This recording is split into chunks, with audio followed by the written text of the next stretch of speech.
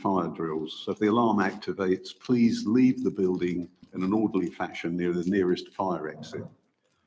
Please use either the fire exit through the main doors of the hall or the exit in the storeroom adjacent to the stage. The fire assembly point is an island in front of the main entrance to the building. Please do not delay your evacuation to collect any belongings. Do not return to the building until given permission to do so by council staff. And please note the meeting will be live streamed, I believe, is it? Please switch off mobiles and turn them to silent. And please note that a toilet and hand washing facility is available in the foyer area.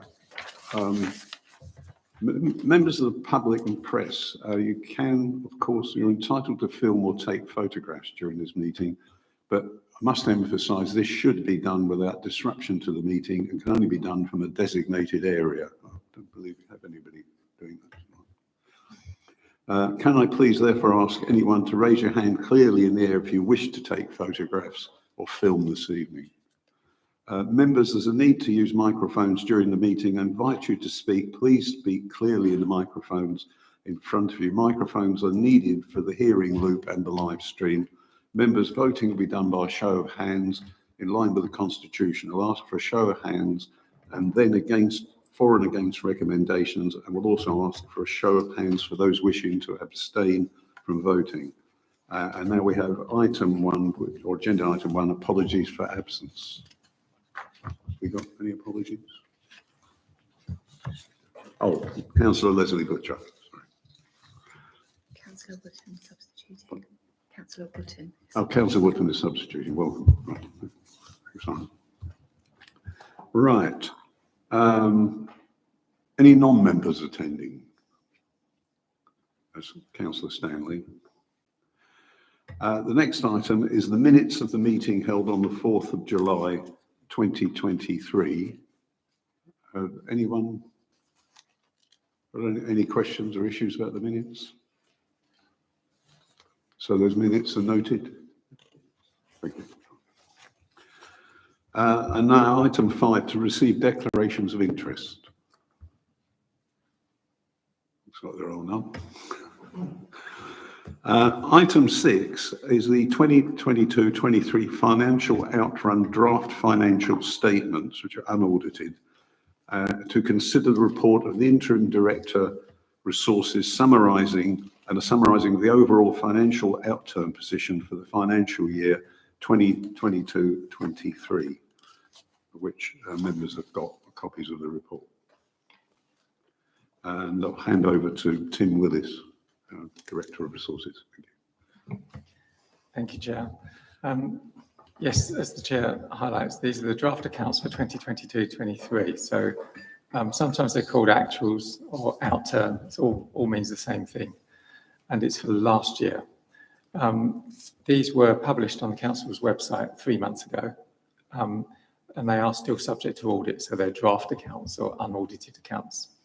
The audit will take place at some future date, but we don't know at the moment. There are some variances. By variances, we mean overspends or underspends. Sometimes that's for income, that's more income than we expected or less income than we expected, as well as more expenditure than budget or less expenditure than budget. And sometimes they're referred to in the report as adverse or favourable variances. The jargon around some of these financial statements is unavoidable sometimes. Favourable is when we're done better than budget, and adverse is when we've done worse. Some of the variances are one-off or due to peculiar circumstances, but some are potentially recurring into 23-24. It's the sort of thing that I'm particularly mindful of, and something we can learn from the final accounts for 22-23. If we're seeing evidence that the same thing's happening in the current year, 23-24, we might want to factor that into when we talk about next year's budget, which we will be soon for 24-25 and beyond. Some of the largest variances I'll just draw members' attention to. There's 543,000 favourable variance on investment income. So we earned income on our cash holdings, on our investments, which were 543,000 more than we budgeted for in 22-23. There's also a council tax sharing agreement in place with the county, where if we achieve certain levels of council tax income, because the county get the bulk of the council tax income, they share a small element of that benefit with districts, including Rushford. And that was 241,000 favourable. There's a housing benefit overspend of 186,000.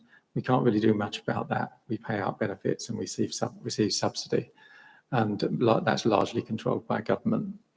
A couple of income, like fees and charges income items.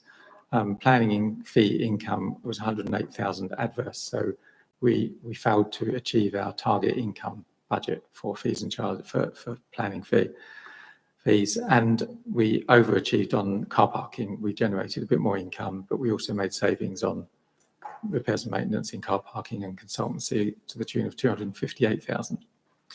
All of that is revenue, the revenue accounts, that's the ongoing items. There's also capital in relation to the final accounts, which is related to the capital programme, which at the start of the year was 5.6 million. Then we added in 800,000 of projects that didn't spend in the previous year, 21-22, so they rolled over. We called it slipped.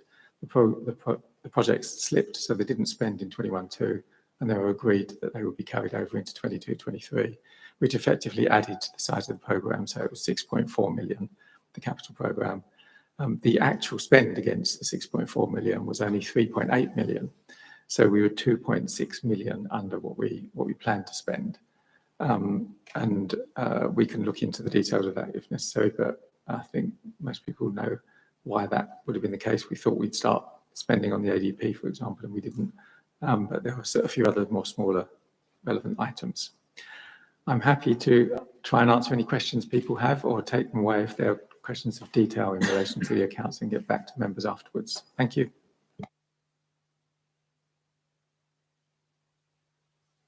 Councillor Wootton. Thank you, Chairman. I think looking at this report, it would be the envy of many councils in the United Kingdom when we hear on a day-to-day basis the pressures. So I think it's really pleasing that we can talk about underspends. But my particular question is, please, Chairman, is 1.5, the fourth bullet point there, to transfer £250,000 to create a new reserve to enable members to, and I think that should be two rather than row, direct funds to priorities not included in the base budget. Is it possible for you, please, to outline a little bit more detail, because this is, after all, an audit report, and we are supposed to be a little more forensic than £250,000 just going into a reserve for priorities. We normally try and be a little bit more specific, especially in an audit meeting. Thank you, Chairman. Yeah, thank you, Councillor Wootton. Well, we have to ask the officers if there's a sort of philosophy behind this, because obviously members would need to know what they can, that this is possible to do something with this money. Yeah, thank you.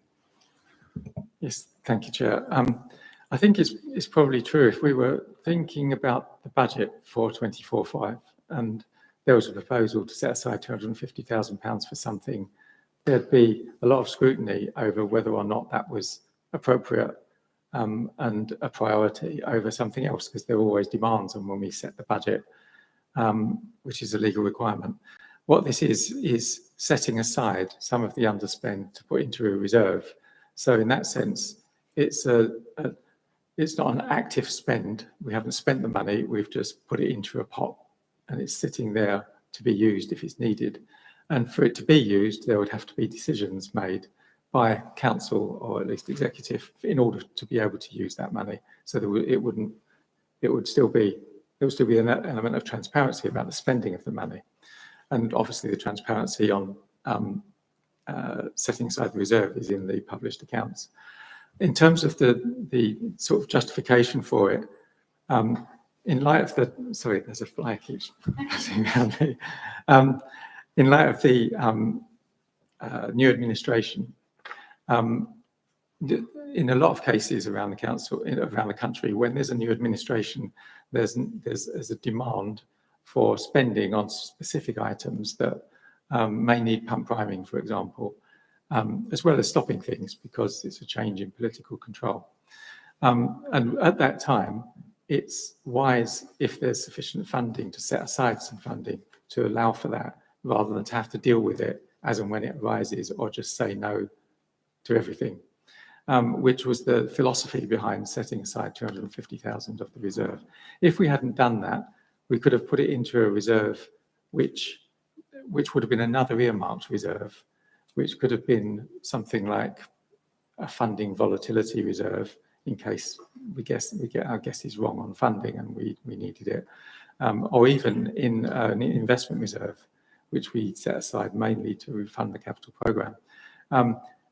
If we'd done that, and then the new administration said, we want to do something that's really important, and it was approved at council, and it cost 250,000, it would have come from the reserve where we put the 250,000 anyway. So in a sense, it's just the name that we chose, a discrete name for corporate priorities, for the 250,000 that could have gone into another earmarked reserve that it can be generally available for a range of things. Right, thank you. Does that answer satisfactory? Chairman, I think this is a classic example of where accountants and retired bankers perhaps have a different perspective on the way we manage our money. But it seems a little strange to me that when projects actually come up for funding, you take them out of unearmarked reserves rather than anticipate an earmarked reserves accounts. But, you know, I think that was a fair answer from the Section 151 officer, and I think we'll let it rest there. But thank you, Chairman. Thank you, Councillor. There was one thing I'd like to ask Tim Willis.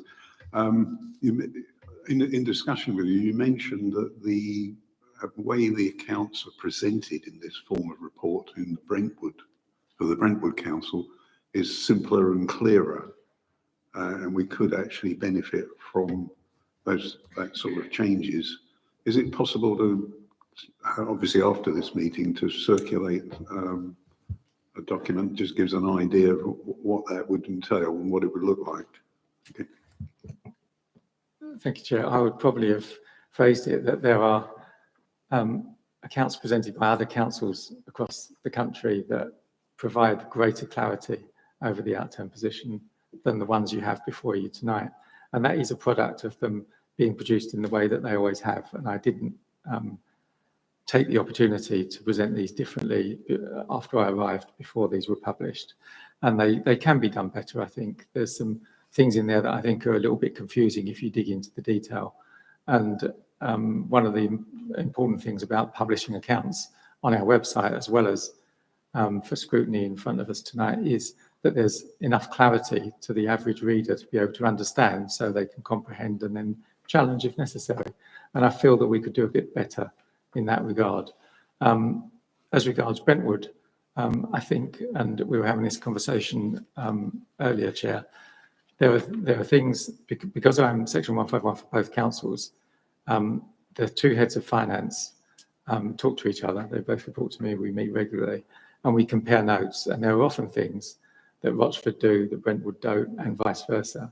And we are already learning from each other even before we embark upon a new route towards a shared service. And I think that shows the benefit of a shared service. I think there are some lessons to learn from the way Brentwood presents its accounts. And indeed, Carrie Cox, the head of finance at Rochford, has said to me that very thing. Maybe after we've come together, I can learn a few things about a better way to present these accounts, just as there are examples where Sam at Brentwood has said, actually, I don't know why we do it like this. We should do it the same way that Rochford do it. So I think there's genuine benefits from bringing two councils together. Just in my, not to say you don't look elsewhere and wider as well, but certainly there are lessons that each can learn, and we're looking to exploit that as far as possible. Yeah, thanks very much, Tim.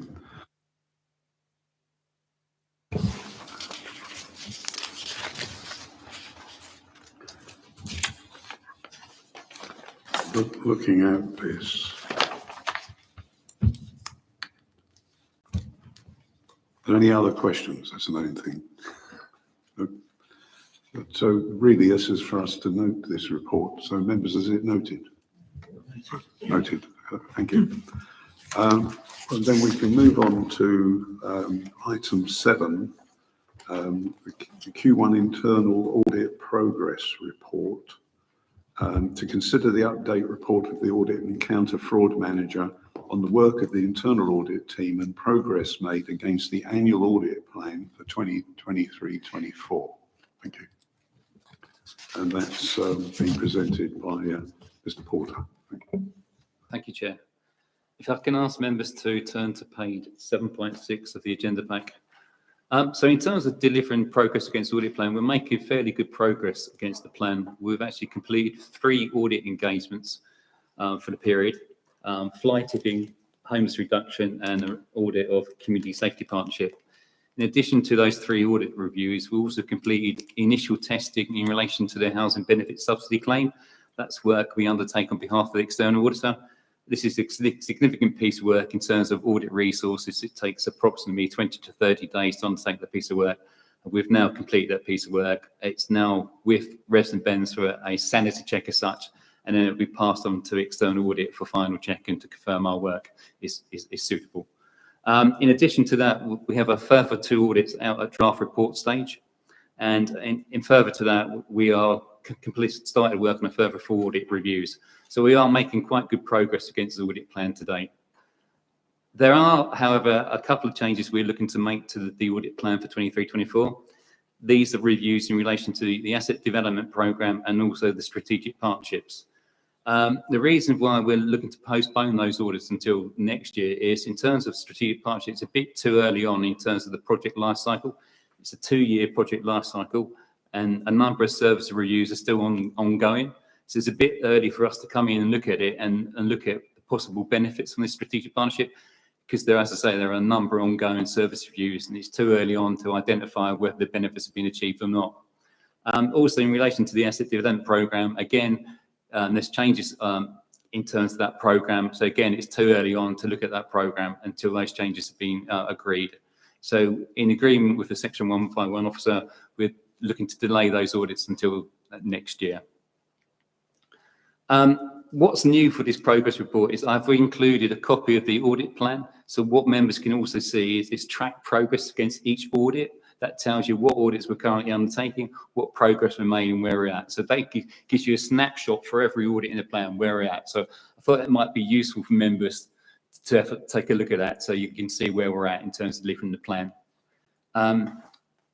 In terms of audit recommendations, we also report to members that the progress made by service departments in addressing audit recommendations, and this is included at Appendix 3. We only have 26 live recommendations at the moment. It's been difficult to get progress updates from officers because of the ongoing service reviews, but we have attempted where possible to get progress updates, and those latest updates are included at Appendix 3 for your information.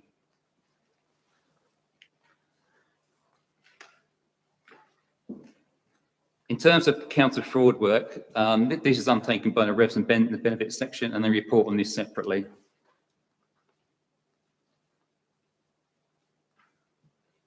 I'm quite happy to take any questions. Councillor Sharp.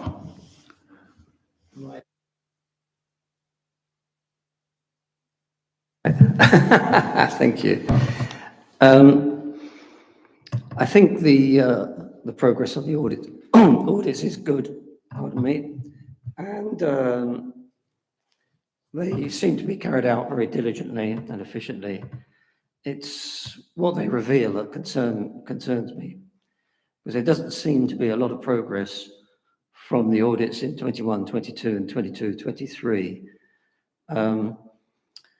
If you look at the progress report, there's an awful lot of 0%, including one or including several where the due date is the 30th of September 2023.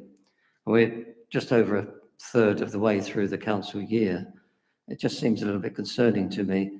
I do recognise that there's been on the homes and housing and homelessness, there's no strategy paper as yet, and there's also been, in terms of the enforcement of the fly tipping, not a lot of progress. where it is possible to do enforcement because of the sickness to a key employee.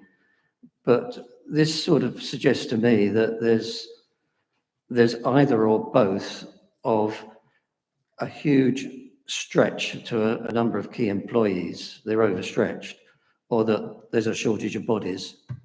So is there a resource position? Is it getting worse? And what can we do about it? In terms of resources, something I'd probably defer to Tim on, but it could also be they are making progress, but not provided a response to internal audit. I mean, I do chase them for a response, but it's not to say progress is not being made, but it may be a case that haven't come back to me because of the ongoing deadlines and also other pressures. So it might be they are taking action. I just haven't got a response from those officers to report back tonight. But in terms of resources, I think that's something I can pass to either Tim or Emily to. I'll have a go, Chair, if that's all right. Thanks, Carry on. Mike. I think there is always going to be an issue of resources, the staffing resources in order to deliver the things that they promise. But that's not an excuse not to deliver on what you say you're going to do. And that's what this report highlights. In certain cases, that is the case. I do think that it's an area that perhaps we are not diligent enough, and this isn't a reflection on Mike and his team, it's a reflection on the organisation. We're not diligent enough in making sure that those officers that are named are held to account to deliver on what they have agreed. It's not imposed upon them. They have said, I'll do this by this date, and then they haven't done it. It's not to say they should be castigated for that, but they should be held to account to deliver on it and to have a realistic timetable. And I'll undertake tonight to make sure, following this meeting, to meet with Mike to go through some of those where they're the highest risk, because some of them are very low risk and there is an issue of priorities. But those where there's the highest risk and highest profile, and perhaps the longest delays, we'll spend some time and effort to focus on those. And I can talk to my CLT, my corporate leadership team colleagues, with the relevant director responsible for those areas, which will probably include myself, to make sure that there's a proper plan in place to address some of the worst examples of delays in responding on recommendations. And is the reason that they're not coming back and reporting because they may be overwhelmed with their daily workload? I wouldn't want to say that, no. There are issues with vacant posts. It's really difficult to recruit good staff at the moment. There's just not the supply of people out there to fill vacant posts, certainly at the right calibre, which means there's greater emphasis placed on those staff that we do have, and greater responsibilities in terms of volume of work on them. So that's bound to cause some pressure. But speaking as a manager rather than as the Section 151 officer, my view is I would always try and help my managers where they felt that they needed support. But the important thing is prioritisation. And sometimes they need more guidance on prioritisation. And whereas they might deal with something that's in front of them, member inquiries, for example, might be one because they consider those really important because it's coming from a member and they'll want to respond really quickly to that. And then these type of things that perhaps they think, well, it's been hanging around for a few months now, another week or so isn't going to matter. And they keep looking at what they've got in front of them. And I think there's a tendency to do that when you've got a lot of work on, to do what you think is the most urgent rather than what's the most important. But there does come, I think it's useful for documents such as this, like an action plan on recommendations from internal audits. It's also true of the risk management, and the risk management register is another example where it's important to keep on top of that, but easy to forget about it from 1 month to the next, where maybe you need a little recalibration and another conversation to say, look, these things are important. If we don't address these things, we're not going to learn the lessons from what the audit threw up, and we've got an obligation to respond, to deliver the things that we said we would deliver. So I think that a sort of a reset, a recalibration is useful every now and then around these sort of things, and this is what I'm suggesting that we do in respect to the most high risk and old actions. May I ask if, Emily, you have a comment to make on this? Chair, I'm happy to respond if okay with you. So I don't think any of the descriptors in this table suggest that the actions haven't been complied with due to a resourcing issue. There are a few that are due to software issues or procurement type issues. And I think it's also important to remember that the organisation is in a state of transformation, going through the one team service reviews. So in some cases, I think it's more of a timing issue in that we do need to do this piece of work, but there's some kind of structural work that needs to be done around bringing the team together first.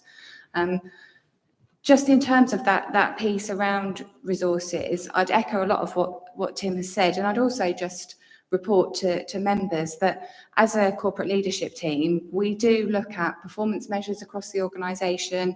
We look at indicators such as vacancy rates, workloads, the general kind of mood of the organisation.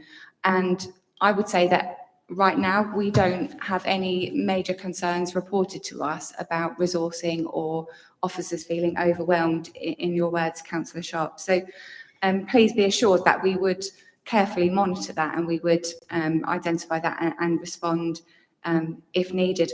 And again, I would just support what Tim has said, that a lot of this is about accountability. So I would expect to see a much thorough note in this report to explain why a deadline hasn't been met or explain why a slippage has been requested. And also, I think it is a snapshot in time. So some of these I already know have been moved on. Just looking at one at the moment about the emergency planning and the emergency volunteers, that has now been approved by the corporate leadership team. So, this is a sort of a month ago, you probably had the comments coming in. So some of them have already moved on. Okay, thank you. Thank you, Emily. Councillor Mrs Wilson. Thank you. Thank you, Chair. Can I just say, Tim sort of answered my question before I'm going to answer it, so thank you for that, Tim. The only thing I would like to say is that I think if officers don't give this the due regard and attention that it deserves, we're not only at risk of damage to ourselves, but we're very much at reputational risk as well. Internal audits, should I say audits in general, are here to protect us as much as to point us in the right direction if we're going wrong. And I'm actually quite disappointed at the number of outstanding responses that were due to go to Mike. Just wanted to say that, and if we could pick it up for next time, that would be great. Thank you. Thank you, Councillor Wilson. One thing I would suggest is for the next meeting, if we have a simplified list of those issues that are behind, but put in priority order. Because we already have, if you look at 7.3.1, we already have a system, a traffic light system almost. So if there is anything important there, that should be highlighted. And because we understand that there will be more minor issues that are in the volume area that may be technical problems. But anyway, thank you. Thank you.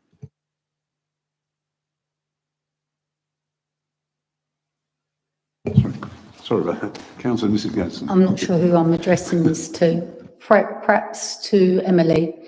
Is it not possible in this report for us, for a column, to suggest which departments or hasn't responded? Instead of a date not completed, could we have no response from the department or the officers, so that we're not just thinking it's behind, but we're actually knowing that the audit have not been given the information they need, because that makes us more aware of the, well, it seems to be like a management problem, but I would be grateful to know that. Thank you, Chair. Yes, absolutely. We can include some more detail. And one of the things that's crossed my mind as we've been talking this evening is that actually the director responsible for the area should also be listed in the report, because ultimately the accountability lies with that person. So yes, absolutely. I think we can give you some more detail around, was there a response received that suggested an extension, or was just no response received at all? That would be perfect, Emily. Right, thank you, Emily. Well, members, are there any more questions? Oh, another question, sorry. Councillor Ganson and then Councillor Sharp. Sorry. There was something came to mind. Have you seen an impact on delivery and responses due to home working? Has that made any impact or made it more difficult in getting responses? I don't think it's made it more difficult. I mean, from experience of working in internal audit for about 25 years, I think sometimes performance management is seen as an admin chore. It's not top priority, so it often gets left to the last minute. As was already been stated, that, yeah, I mean, we do audits, and basically they highlight areas of control weakness. So, we are often seen as the guardian angels of authority. We do it to protect the officers in the council. So if you're not putting in place those control measures, then those weaknesses still persist. So we're not just making recommendations glibly for the fun of it. They're identified shortcomings or weaknesses that need to be addressed. But I think sometimes performance management is one of those things that is often seen as if you like, an admin chore. It needs to be done, but it's probably not top of a manager's list of things to do. I mean, from personal experience, it's not just a problem for Rochford. I mean, I experienced the same issues in chasing recommendations at Basel. So it's not just an issue for Rochford. I think it's just the nature of the beast, and that, budget monitoring, dealing with recommendations, dealing with performance indicators, dealing with risks. It's all part of a long list of admin tasks that a manager has to undertake, and that it's a pressure on their day-to-day workload. I don't think working from home has made it worse. No. Thank you. All right, Councillor Sharp, and then we've got Councillor Wood. Right. Need to clear my voice again. Thank you, Mr. Chairman. Looking at the risk register and under equality and diversity, maybe a little bit of a sensitive issue, this one, but is the council confident that we may not face claims back in the past that Birmingham City Council have faced?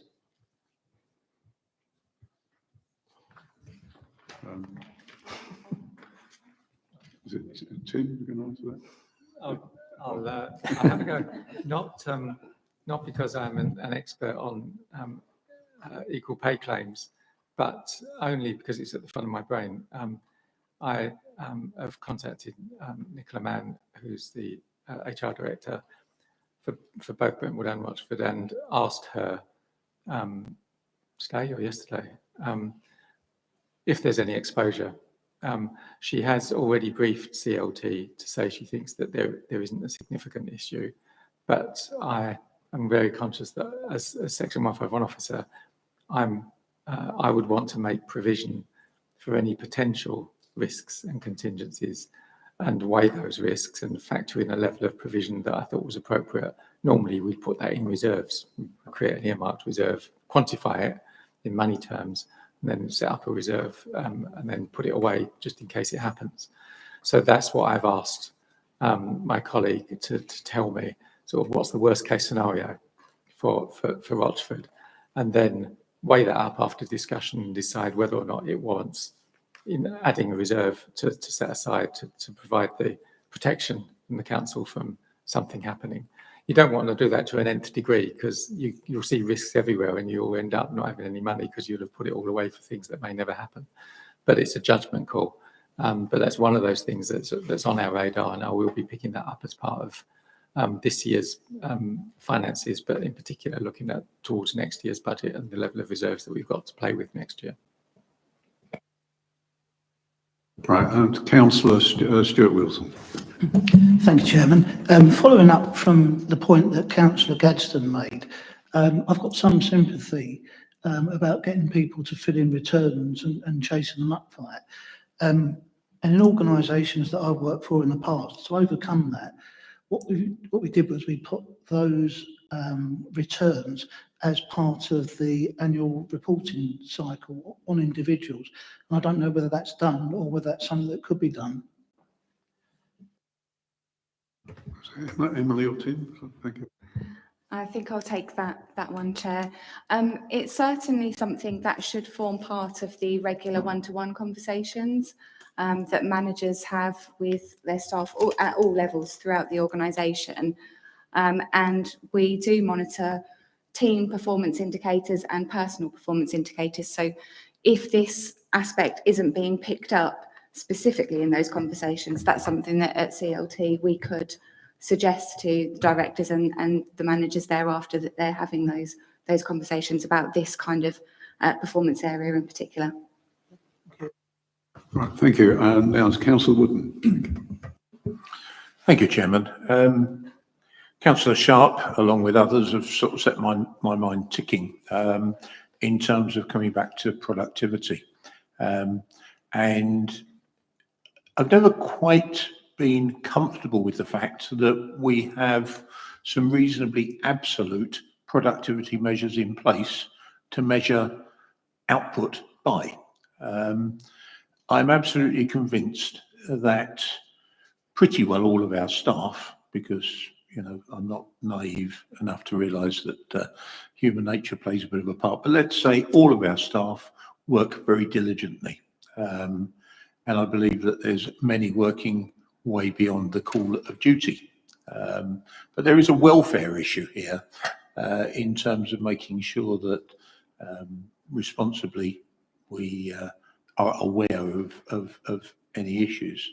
So I'm a little alarmed to hear that we don't really know. We gloss over this productivity, homeworking, whether people are focused on the organisational aims and objectives.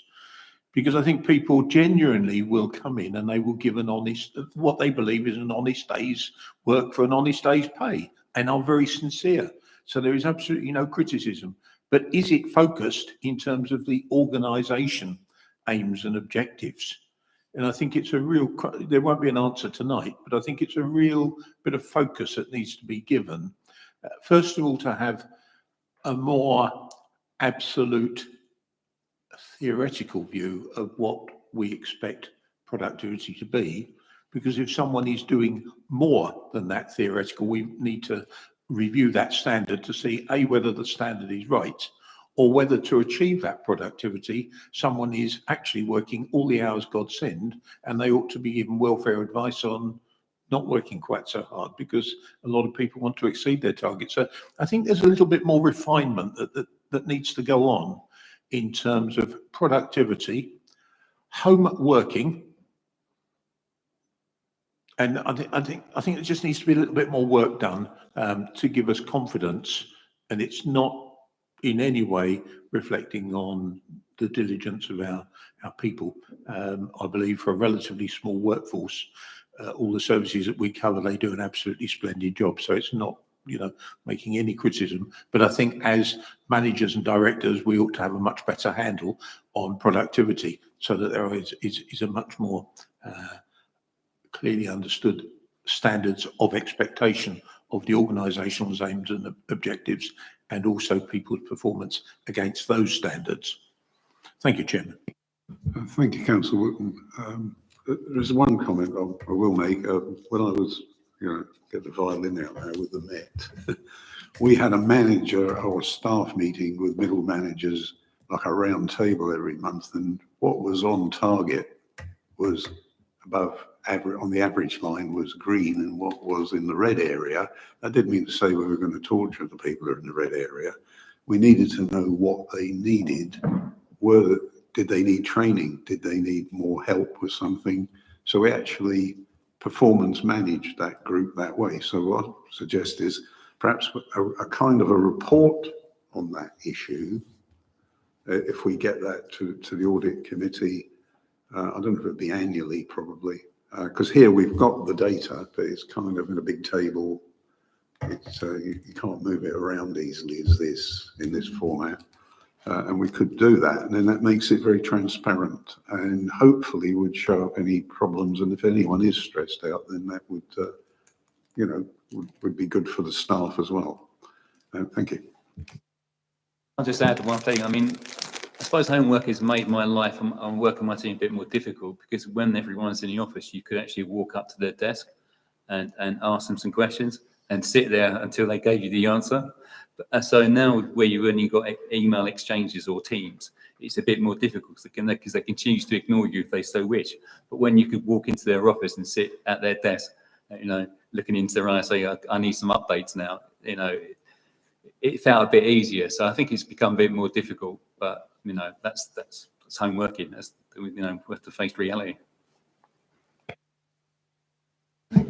Yes, sorry, Emily.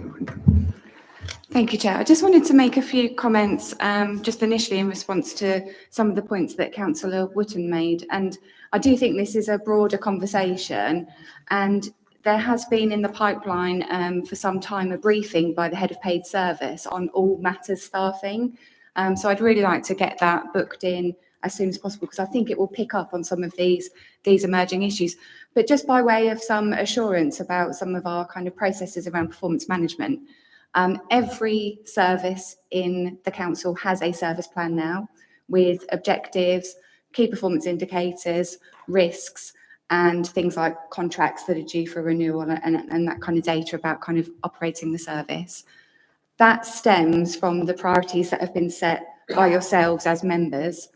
And then kind of following on from that golden thread, we have the 1U conversations with all individual staff members. So in old money, that's the appraisal, but it's an opportunity to have a conversation about the aspirations that employee has for their career development, how they think they've been performing, and then setting those objectives for the forthcoming year that fall out of that service plan. So it does feed all the way through, and we do that monitoring and that performance management.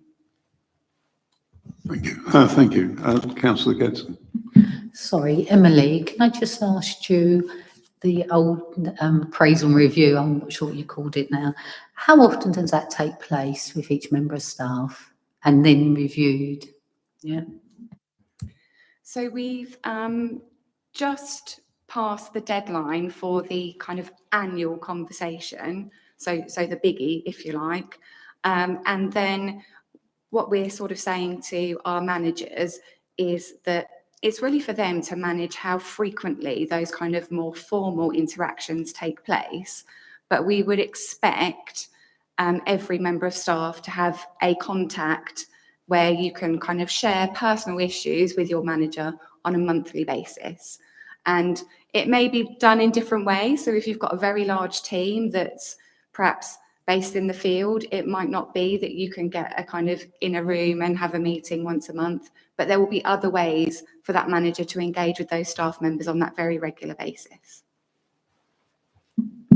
Sorry, Emily, when you say having a discussion about how things are personally, in those discussions, do you not then look at the objectives, whether they're achieving them? Because once a year isn't enough. If you're waiting for a yearly appraisal to assess someone's performance, then that's a lot of lost time to make improvement or to congratulate and promote. So I just can't quite get around my head how it's been monitored on their performance. If what I'm hearing is there's an annual one, but there's not a monthly or a quarterly one. It seems to be a long period. Thank you, Councillor. Yeah, I'm sorry that my explanation wasn't clear. By calling it a sort of personal discussion, I just meant it was a one-to-one opposed to kind of a team meeting type situation. At those individual one-to-ones, things like progress with objectives would be discussed, things like how many hours are you doing? Are you working a reasonable number of hours? That kind of thing, and all those kind of welfare checks as well. So wellbeing conversations would happen in those meetings. Some people would have those meetings more frequently. So some members of staff might say, actually, I like to interact with my manager on a fortnightly basis. Or if you're new to the organisation, obviously you would have more regular meetings during the onboarding process. So those kind of checks and balances and the kind of performance updates are in there. And there'll also be an element of that in the team meetings as well. So as well as those individual meetings, teams will come together, talk through objectives, talk through their performance indicators, talk through risks, and then obviously any operational issues as well. Thank you for clarifying that, Emily. When you say how many hours, when the manager is asking the staff how many hours they are working, do I assume that you're not actually monitoring hours, you're monitoring outcomes? So, they have set objectives that they have to meet. How they manage the hours is one thing. So obviously I don't work from home, so it'd be quite interesting for me to understand how you monitor working from home, because you cannot monitor what everyone's doing. I know you can look at how often someone's on the computer at things. So is management done by objectives and outcomes that they need to achieve? Yeah, there's a part of the kind of management that's based around outputs and outcomes. And I think it's important to recognise that the business in the council is so vast. We don't all do work that can be measured by the number of widgets that are produced, for example. So when I was talking about, the numbers of hours worked, it was kind of in reference to the point that Councillor Wootton made about making sure that nobody is working excessive hours and then is not able to take that time back, or where officers necessarily have to work outside of kind of Monday to Friday standard office hours, that they're able to recover that time elsewhere. So I suppose that kind of conversation comes back to the well-being piece more than the productivity piece. And we do operate on a trust basis with our employees. Our employees are empowered to work in the way that they see fit. So, we don't do things like counting keystrokes on a computer to check that people are active. That's not how we operate. And as Councillor Wootton pointed out, we have a very dedicated workforce. And actually, I think sometimes the output is more when somebody is working from home, because you don't have the distractions. And often, actually, they're more accessible because they're not stuck in a meeting all day. So I think, a blended approach is really important, especially when you've got an empowered workforce and a trusting management team. Thank you for clarifying that, Emily. Thank you, Emily. If no one, we've got another question. Councillor Sharp. I seem to recall there was a proposal some time ago for an external auditor to be part of this committee. Is that still the case? I believe it is, because we were trying to recruit one, an independent person. Yeah. It's a question to Tim, yes. Okay, thank you, Chair. Yes, we are